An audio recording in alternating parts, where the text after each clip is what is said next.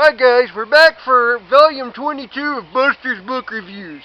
And I'm gonna try not to take too awful long because it's hotter than a witch's... No, that's not right. It's as hot as it... no, it's freaking hot. Anyway, it's hot out here. That's what I mean. Today, Nora Roberts returns, and we've got one of her newer books here called The Obsession.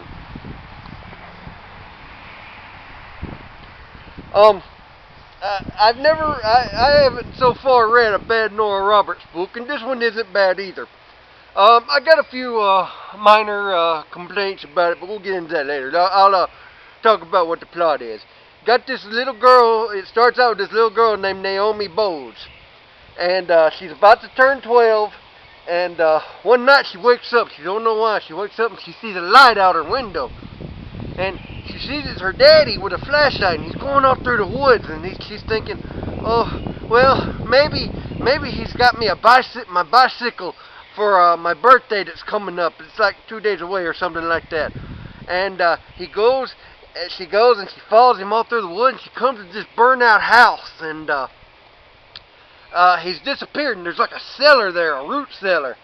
And she goes and she has to go to the bathroom, and when she goes to the bathroom, she sees her daddy come out, and he's like, oh, like he looks like an animal, and he's like touching himself down there and stuff, you know. And she's all freaked out because that's not the daddy she knows or whatever. It sounded like he was kind of a weirdo, even the way she thought he was, but anyway. So she goes, she looks down, she starts to hear whimpering and stuff. She's like, oh, maybe it's the puppy we always wanted. She gets down there, it ain't no puppy. It's a naked girl tied to a bed like that, and she's beaten and bruised and been brutalized, and she unties her, and she helps her get out of the cellar, and she takes her to the police. And in doing this, she ends up turning in her own daddy. And they end up taking care of her, and they bring in him, and then they bring in her brother and her mother, but the mother can't step it. She's like, you're lying, you're telling lies, your daddy couldn't have done that, how could I not have known? She's like, Mama, he did do it, I saw the pictures. And then, without going into too awful much detail, they end up going to live with her gay uncles. She got two gay uncles that, one owns a restaurant. I'm not exactly sure what Seth does or whatever. I'm not sure if they actually told, they might have, but I forget. Anyway, they become a real family. They take care of them, and but her mother never recovers. Then when she's a teenager, she walks in and finds her mother killed herself. She took a bunch of pills, and she just went into prison. She couldn't stop going and seeing her daddy in prison, and that's what happens. Well, the daddy and the mother ended up selling the rights to the story, and they end up making a book and a movie about it. So Naomi is constantly running from this, and they went into her teenage years, and now we go into her adult years. She's 20-something years old now, and she's a professional photographer, and she just bought a house in Washington State, and she's running from her past. She don't want anybody to find out about it. She changed her last name to her uncle's last name, Carson, so she's Naomi Carson. She's getting along. She buys this gigantic house. It's once used as a bed and breakfast, and she makes friends with the dude doing all the work and everything, and his wife, and she's going around doing her pictures and everything, and she makes a good living off of it. She has to, as much freaking money as she pays.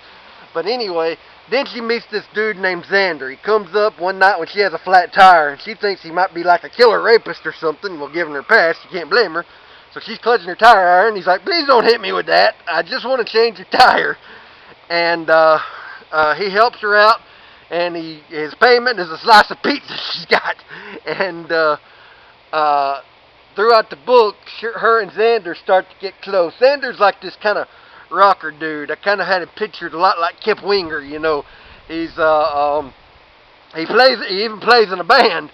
He's kind of like, you know, scruff, long hair, and plays the guitar and everything. He's got his own band in town.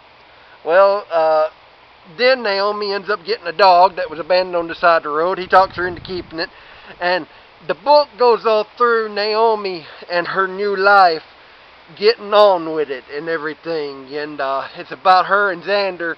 You know, she don't want to get close to Xander. She don't want to fall in love. She's afraid she end up like her mama and be totally devoted to a man or something like that, you know. But it's about her getting on with her life and getting close or whatever. On toward the latter part of the book, some more murders start happening, and she finds a dead body, and Xander finds out about her past and everything, because he's a big reader. He'd read the book, and he put it all together and everything, but he's the only one that knows. And then murders start happening, and of course that brings everything back, and if she doesn't want to think about it or whatever. And her brother ended up growing up to become an FBI agent, and he comes and starts handling the case and everything. Okay, I know I've been giving you a lot of detail, but that's really what I had to do. Okay, I like this book. It's a good book, but it's not as good as a lot of hers to me. That's just my opinion. It was more about her life and getting on with it, and her romance life. There was more romance in it than murder, is what I'm saying, I think. It's more about her life and the romance between her and Xander than it is about murder, because you got murder at the beginning and you got murder at the end, and you got a big chunk right in the middle that's all about her. So it was kind of slow paced in some places. It wasn't done bad. I mean, it's still a good book, like I say, but it wasn't as good as some that I have read, like her Northern Lights, Chasing Fire, and Blue Smoke. I thought those were better books, but it is still a good book. I'm not saying this is a bad book.